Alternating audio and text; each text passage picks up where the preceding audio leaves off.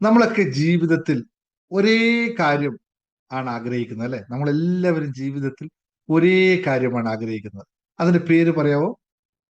ഭാഗ്യം. അല്ലേ? ഭാഗ്യം കിട്ടണേ, ഭാഗ്യം ഉണ്ടാവണേ. പക്ഷേ ചിലർക്കത് എളുപ്പത്തിൽ ലഭിക്കുന്നു, മറ്റു ചിലർക്ക് എത്ര പരിശ്രമിച്ചാലും ലഭിക്കുന്നില്ല. എല്ലാവർക്കും നമസ്കാരം. ശുഭാപ്തി വിശ്വാസത്തോടും ശുഭചിന്തകളോടും കൂടിയുള്ള നല്ലൊരു ദിവസം നിങ്ങൾക്ക് എല്ലാവർക്കും ആശംസിച്ചുകൊണ്ട് ഇന്നത്തെ സെഷൻ തുടങ്ങുകയാണ്. അപ്പൊ നമുക്ക് തുടങ്ങാം ക്ലാസ്സിലേക്ക്. എല്ലാം റെഡിയാണല്ലോ? റെഡിയാണെങ്കിൽ എടുത്തോളൂ, റെഡി എടുത്തോളൂ. പോരട്ടെ, ടൈമട്ടെ. യൂട്യൂബ് വീഡിയോ കാണുന്നവരോട് പറയാനുള്ളത്, കമന്റുകൾ നിങ്ങൾ ഇട്ടാൽ മാത്രമാണ് ഞാൻ എന്ത് ക്ലാസ് വേണമെന്ന് കമന്റ് കൂടി ഇട്ടേക്കുക. സാർ ഇന്ന കാര്യം പഠിപ്പിക്കാൻ പറ്റുമോ, ഇന്ന കാര്യം ഒന്നും കൂടി പറയാൻ പറ്റുമോ? അപ്പോഴല്ലേ നമുക്കും കൂടുതൽ കൂടുതൽ പറയാൻ പറ്റുള്ളൂ.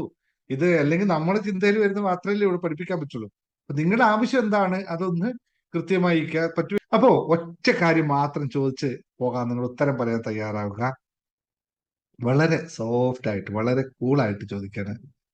നമ്മളൊക്കെ ജീവിതത്തിൽ ഒരേ കാര്യം ആണ് ആഗ്രഹിക്കുന്നത്, അല്ലെ? നമ്മളെല്ലാവരും ജീവിതത്തിൽ ഒരേ കാര്യമാണ് ആഗ്രഹിക്കുന്നത്. അതിന്റെ പേര് പറയാവോ?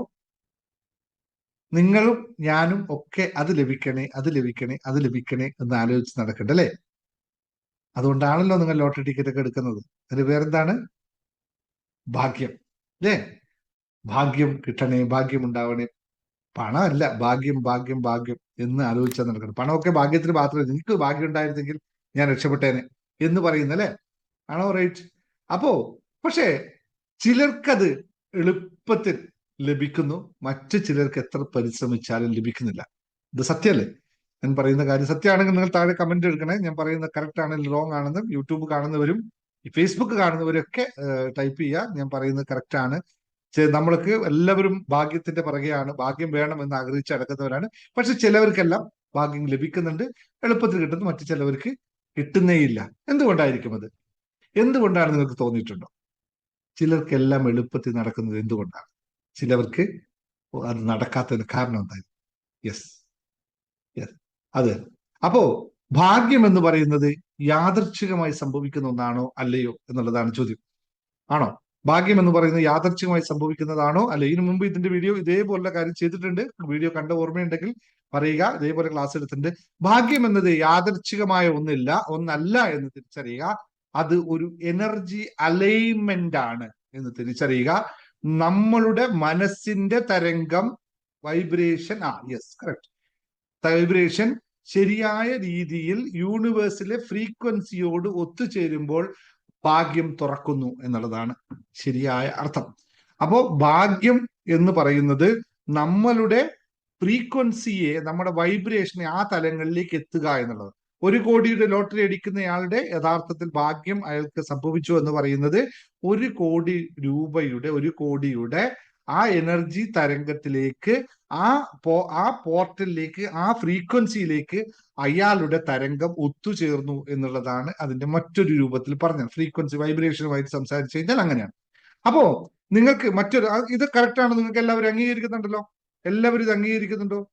അതെങ്ങനെ വരും എന്നുള്ള ചോദ്യത്തിനാണ് നമ്മുടെ ഹാപ്പിനെസ് മാസ്റ്റർ മുഴുവൻ ഉത്തരങ്ങളും. അപ്പൊ ഞാൻ ഇന്ന് പഠിപ്പിക്കുന്നത് ഒരു ഷോർട്ട് കട്ടുള്ള, ഒരു വളരെ ലളിതമായ എന്നാൽ ഏറ്റവും പവർഫുൾ ആയിട്ടുള്ള ഒരു മെത്തേഡാണ് ഇന്ന് നിങ്ങളോട് പറയാൻ പോകുന്നത്.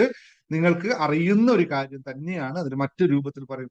നിങ്ങൾക്കറിയാമല്ലോ, ഓരോ വാക്കുകൾക്കും, ഓരോ അക്ഷരങ്ങൾക്കും, ഓരോ അക്കങ്ങൾക്കും അതിൻ്റെതായ വൈബ്രേഷനുകളുണ്ട്. ഇതാണല്ലോ നമ്മൾ ശരിക്കും പഠിക്കുന്നത്. ഒരു വാക്ക് നമ്മൾ ഉച്ചരിക്കുമ്പോൾ അതിന്റെ വൈബ്രേഷൻ നമ്മളിൽ ഉണ്ടാകുന്നു. എങ്ങനെ വൈബ്രേഷൻ മാറുന്നത്? നമ്മുടെ ചിന്തകളിൽ നിന്ന്, വികാരങ്ങളിൽ നിന്നാണ് വൈബ്രേഷൻ ഉണ്ടാകുന്ന പറയില്ലേ? അപ്പൊ എന്ന് പറഞ്ഞാൽ നമുക്കുണ്ടാകുന്ന വൈബ്രേഷനും കു എന്ന് പറഞ്ഞു കഴിഞ്ഞാൽ നമുക്കുണ്ടാകുന്ന, അല്ലെങ്കിൽ എന്ന് പറഞ്ഞ് ഉണ്ടാകുന്ന വൈബ്രേഷനും വ്യത്യസ്തമാണെന്ന് നിങ്ങൾക്ക് അറിയാമല്ലോ. വളരെ ലളിതമായിട്ട് സയൻസ് ആണ്, എല്ലാവർക്കും അറിയാം. അപ്പൊ അതുപോലെ തന്നെയാണ് 1 എന്ന് പറയുമ്പോഴുള്ള വൈബ്രേഷനും 9 എന്ന് പറയുമ്പോഴുള്ള വൈബ്രേഷനും 8 എന്ന് പറയുന്ന വൈബ്രേഷനും വ്യത്യസ്തമായിരിക്കും. സ്വാഭാവികമായ കാര്യമാണ്. അപ്പോൾ ഇവിടെയാണ് ഈ സംഖ്യാശാസ്ത്രത്തിന്റെ പ്രാധാന്യം വരുന്നത്. ഇന്ന് ഞാൻ പഠിപ്പിക്കുന്നത് സംഖ്യാശാസ്ത്രത്തിൽപ്പെട്ട ഒരു നമ്പറാണ്. അത് നിങ്ങളുടെ കൈകളിൽ എഴുതി വെക്കുന്നതിനെ പറ്റിയിട്ടാണ് ഇന്നത്തെ സബ്ജക്ട്, ഇന്നത്തെ സംസാരം. അപ്പോൾ നിങ്ങൾ എല്ലാവരും കേട്ട് കാണും, ഇല്ലെങ്കിൽ നിങ്ങൾക്ക് അത് വലിയ പ്രശസ്തി പദം കേട്ട് പഠിക്കേണ്ട കാര്യമൊന്നുമില്ല.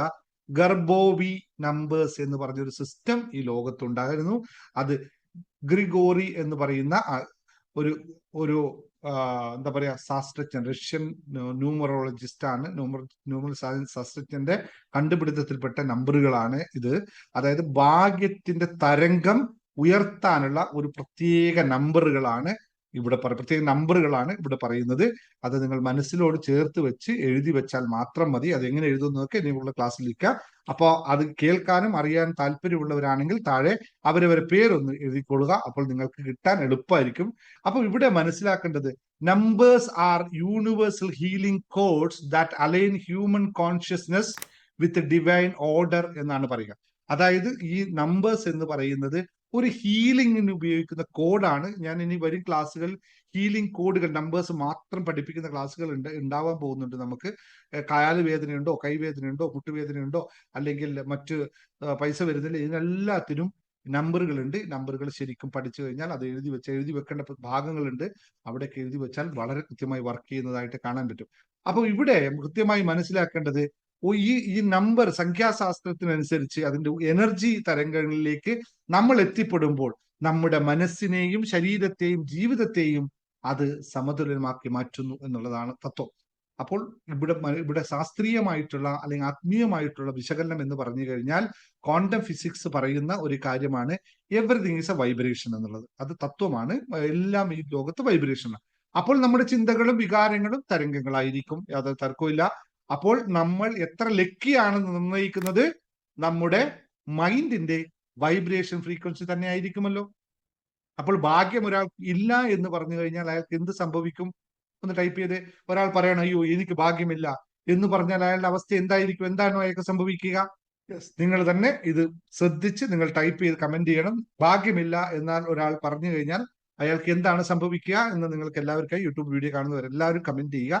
ഭാഗ്യമില്ല എന്ന് നിങ്ങൾ പറയുന്നുണ്ടെങ്കിൽ നിങ്ങൾക്ക് എന്ത് സംഭവിക്കും? അപ്പോൾ ഇവിടെ ഇന്നത്തെ ഈ ഇത് പഠിക്കാൻ പോകുന്നതിന് മുമ്പ് നിങ്ങൾക്ക് വേണ്ടത് ഒരു പച്ച നിറമുള്ള പച്ച മഷിയുള്ള പെന്ന്. ഇത് കറുമ്പ് നിങ്ങൾക്ക് കറുപ്പ് തോന്നും, പക്ഷെ ഇത് പച്ചയാണ് കേട്ടോ, കൃത്യമായി. അപ്പോൾ ഇവിടെ ഒരു ചോദ്യം ചോദിച്ചോട്ടെ.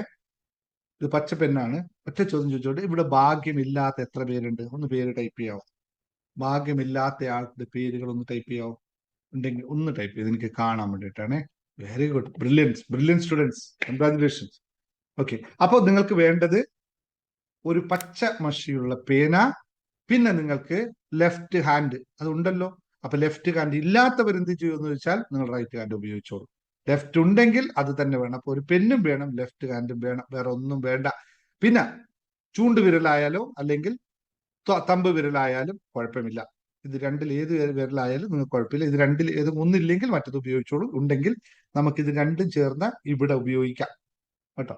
വിരലില്ലെങ്കിൽ നമുക്ക് ഈ ഭാഗത്തേക്ക് ഈ ഭാഗം ഉപയോഗിക്കാം. രണ്ടും ആയല്ലോ, അങ്ങോട്ടും ഇങ്ങോട്ടും അല്ല. നമ്മളെപ്പോഴും സമമായിട്ട് അല്ലെ, അതും വേണ്ട ഇതും വേണ്ട, നമുക്ക് ഈ ഭാഗം സുഖമായിട്ട് ഉപയോഗിക്കാം. അപ്പോ ഇവിടെ കൃത്യമായി ഈ ഒരു നമ്പർ ഞാൻ പറയും. ഇത് ചെയ്യേണ്ടത് എങ്ങനെയാന്ന് വെച്ച് കഴിഞ്ഞാൽ, നിങ്ങൾ ഇത് ചെയ്യുന്നത് നിങ്ങളൊന്നുമല്ല, എനിക്ക് ഭാഗ്യം വേണം ഇത്രേ ഉള്ളൂ. എന്താണ് എന്നൊന്നും നിങ്ങളുടെ വിഷയമല്ല. എനിക്ക് ഭാഗ്യം വേണം എന്ന് മാത്രമാണ് നിങ്ങൾ വിശ്വസിക്കുന്നതെങ്കിൽ ഭാഗ്യത്തിൽ നിങ്ങൾക്ക് പലതും ഉണ്ടാവാം. നിങ്ങൾക്ക് ലോട്ടറി അടിക്കാം, നിങ്ങൾക്ക് ശമ്പളം കൂടാം, നിങ്ങൾക്ക് മറ്റ് സമ്മാനങ്ങൾ ലഭിക്കാം. അതിങ്ങനെ എന്തുമായിക്കോട്ടെ നിങ്ങളുടെ ഭാഗ്യം, അത് നിങ്ങൾക്ക് നിശ്ചയിക്കാം എന്ത് ഭാഗ്യമാണ് നിങ്ങൾക്ക് വേണ്ടത്. അന്ന് എന്ന് പറയുമ്പോൾ എനിക്ക് 10 കോടി രൂപ നാളെ കിട്ടട്ടെ എന്നുള്ള ഭാഗ്യമല്ല. എനിക്ക് ലോട്ടറി അടിക്കണം, എനിക്ക് സ്വത്ത് ഭാഗം വെച്ച് കിട്ടണം, അല്ലെങ്കിൽ എൻ്റെ മക്കൾക്ക് ജോലി വേണം, അല്ലെങ്കിൽ എനിക്ക് സമാധാനം വേണം, എനിക്ക് സന്തോഷം വേണം, ഉണ്ടാവണം എന്നുള്ളതാണ് നിങ്ങളുടെ ഭാഗ്യമെങ്കിൽ അത് അവരവരെ തീരുമാനം പോലെ ഇരിക്കും. അത് എന്താണോ അത് നിങ്ങൾ വിശ്വസിച്ചതിന് ശേഷം, അത് നിങ്ങൾ തീരുമാനിച്ചതിന് ശേഷം 7 പ്രാവശ്യം ശ്വാസോച്ഛ്വാസം നടത്തണം. കൃത്യമായി എണ്ണം തെറ്റിക്കരുത്, എണ്ണം തെറ്റിച്ച് ചെയ്യരുത്. 7 തന്നെ ആയിരിക്കണം. കണ്ണുകൾ അടച്ച് കൃത്യമായി മനസ്സിൽ ധ്യാനിച്ചുകൊണ്ട് എന്താണോ നിങ്ങൾക്ക് വേണ്ടത് അതിനെ ധ്യാനിച്ചുകൊണ്ട് 7 തവണ ദീർഘമായ ശ്വാസം എടുത്ത് ദീർഘമായി തന്നെ പുറത്തു വിടണം. ശ്വാസോച്ഛ്വാസം എന്ന് പറഞ്ഞാൽ ഇങ്ങനെയല്ല അല്ലെ, ഞാനത് കാണിച്ചു തരാം അല്ലെ, ആ ശബ്ദം കേൾക്കണല്ലോ. ചില ആൾ ശ്വാസോച്ഛ്വാസം എങ്ങനെയാണെന്നറിയാം, ഇത്രേ ഉണ്ടാവും. വലിക്കുന്നതും അറിയില്ല, പോകുന്നതും അറിയില്ല. ആമയുടെ മുയലിന്റെ ഒക്കെ കഥകൾ കേട്ടിട്ടുണ്ടല്ലോ, അതുപോലെയല്ല. ആമയെ പോലെ, മുയലിനെ പോലെയല്ല, ആമയെ പോലെ ശ്വാസം എടുക്കണം. നന്നായിട്ട് സമയമെടുത്ത് അത് ശ്വാസം അകത്തോട്ട് എടുക്കുമ്പോൾ ഈ ഭാഗ്യമെല്ലാം മുഴുവൻ ശരീരത്തേക്ക് വലിച്ചു കയറ്റുന്നതായി തോന്നണം. അത്രയും ദീർഘമായി ശ്വാസം എടുക്കണം. എന്നിട്ട് അതേപോലെ പുറത്തു വിടുകയും വേണം. പിടിച്ചു നിർത്തി സോഫ്റ്റായി കാം ആവണം എന്നാണ് ഈ പറഞ്ഞത്. മെഡിറ്റേഷനിൽ പങ്കെടുക്കുന്ന നിങ്ങൾക്ക് എല്ലാവർക്കും അറിയാലോ എങ്ങനെയാണ് ചെയ്തത്. അപ്പോൾ മെഡിറ്റേഷൻ ക്ലാസ്സിലേക്ക് പങ്കെടുത്ത് നിങ്ങൾ അല്ലെ യോഗ ക്ലാസ്സിലേക്ക് പങ്കെടുത്ത് ശ്വാസോച്ഛ്വാസത്തെയൊക്കെ കൃത്യമാക്കുക.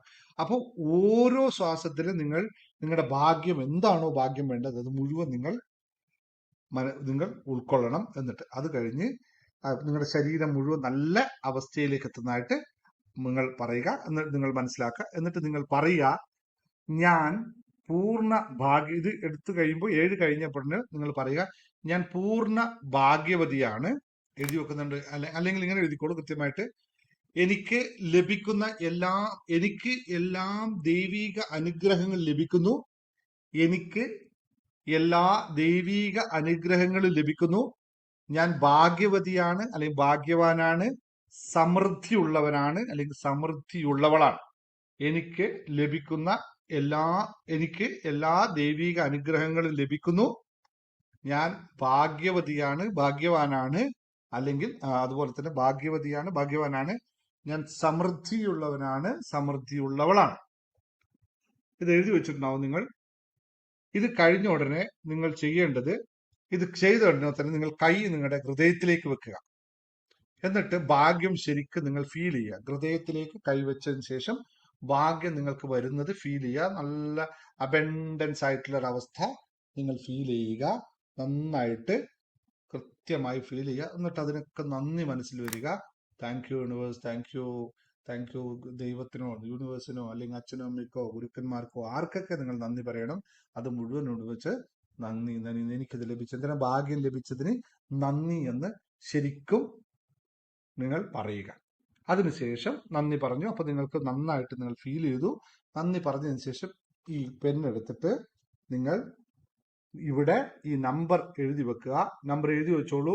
8172 81 72 19 738.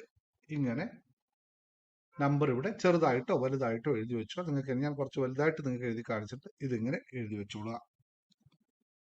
ഒറ്റ തവണ എഴുതുക. കൈകൾ ഇങ്ങനെ ഒന്ന് ഇതാക്കുക.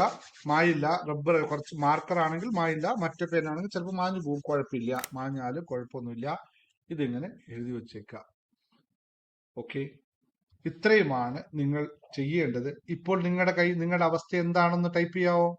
ഇത് എഴുതി കഴിയുമ്പോൾ നിങ്ങൾ ആരാണ്? ഭാഗ്യവാനാണോ ഭാഗ്യമില്ലാത്ത ആളാണോ?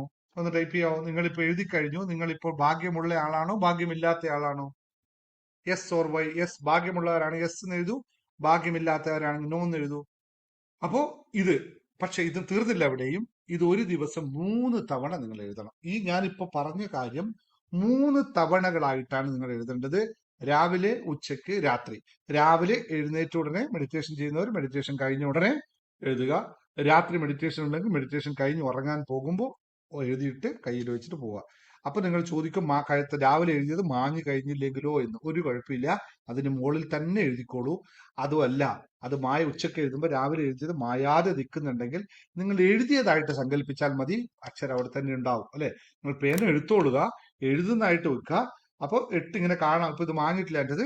അപ്പൊ 8 ഇവിടെ കാണാം. 8 1 7 2 1 9 7 3 8. ഇപ്പൊ എഴുതി എന്നുള്ളത് നമുക്ക് സങ്കല്പിക്കാം. നമ്മൾ പെന്നും എടുത്തു, എഴുതാൻ വേണ്ടി എല്ലാം തയ്യാറായി. ഇവിടെ എഴുതിയില്ലെന്നേ ഉള്ളൂ. പക്ഷെ നമ്മുടെ ബ്രെയിനിൽ എഴുതിയതായിട്ട് നമുക്ക് വിഭാവന ചെയ്യാം. ഇപ്പൊ കൈ ഇതാവണ്ട. ഇത് നിങ്ങൾ 21 ദിവസം കണ്ടിന്യൂസ് ആയിട്ട് എഴുതണം. ഒരു ദിവസവും ബ്രേക്ക് ചെയ്യാൻ പാടില്ല. 21 ദിവസം ബ്രേക്ക് കണ്ടിന്യൂസ് ചെയ്യാം. നിങ്ങൾക്ക് എളുപ്പ വഴി ഞാൻ പറഞ്ഞുതരാം. ഈ വീഡിയോ ഞാനിപ്പോൾ നിങ്ങൾ യൂട്യൂബിൽ കാണുമ്പോൾ ഈ വീഡിയോ നിങ്ങളൊന്ന് സേവ് ചെയ്ത് വെച്ചാൽ മതി. ഫേസ്ബുക്കിൽ കാണുന്നവരാകും ഇത് സേവ് ചെയ്ത് വെക്കുക. അപ്പൊ നിങ്ങൾക്ക് വീണ്ടും കിട്ടും സാധ്യത. അല്ലെങ്കിൽ 2 ദിവസം 3 ദിവസം കഴിഞ്ഞാൽ പിന്നെ നിങ്ങൾക്ക് വീഡിയോ മറന്നുപോയാൽ നിങ്ങൾക്ക് ഇത് കാണാൻ പറ്റില്ല. സേവ് ചെയ്ത് വെച്ചോളൂ, അല്ലെങ്കിൽ എന്തെങ്കിലും ബുക്ക് മാർക്ക് ചെയ്ത് വെച്ചോളൂ കേട്ടോ. ഓക്കെ, ഇത്രയുമാണ് ഇതിന്റെ പ്രോസസ്സ്. അതിൽ കൂടുതലായിട്ട് ഒന്നുമില്ല. ഇത്രയും ലളിതമായി നമ്മൾ ചെയ്താൽ മാത്രം മതി. അപ്പോ നിങ്ങൾ പൂർണ്ണമായിട്ടും ഭാഗ്യം എന്താണോ വരേണ്ടത്, പിന്നെ നിങ്ങൾക്ക് വരുന്നതൊക്കെ ഭാഗ്യമായിരിക്കും. നോക്കിക്കോ, നാളെ, ഇന്നിപ്പോ രാത്രി മുതൽ തന്നെ റിസൾട്ടുകൾ ഉണ്ടാവും. ഇന്ന് രാത്രി മുതൽ റിസൾട്ട് ഉണ്ടാവും. നാളെ നമുക്ക് കാണാൻ പറ്റും. നിങ്ങൾ നമ്മുടെ വാട്സപ്പ് കമ്മ്യൂണിറ്റിയിൽ വന്നിട്ട് നിങ്ങളുടെ റിസൾട്ടുകൾ പറയുക. കൃത്യമായിട്ടും നിങ്ങൾ വൈകുന്നേരം ഇതേപോലെ ചെയ്യണം. ഹൃദയത്തെ സ്പർശിച്ചുകൊണ്ട് കിടക്കാൻ പോകുന്ന സമയത്ത് എഴുതുക. അപ്പോൾ ഞാൻ എന്താണ് ഇംഗ്ലീഷിൽ വേണമെങ്കിൽ അത് പറഞ്ഞുതരാം. അഫർമേഷൻ പറയാനുള്ള അഫർമേഷൻ ഇംഗ്ലീഷും കൂടി പറഞ്ഞുതരാം.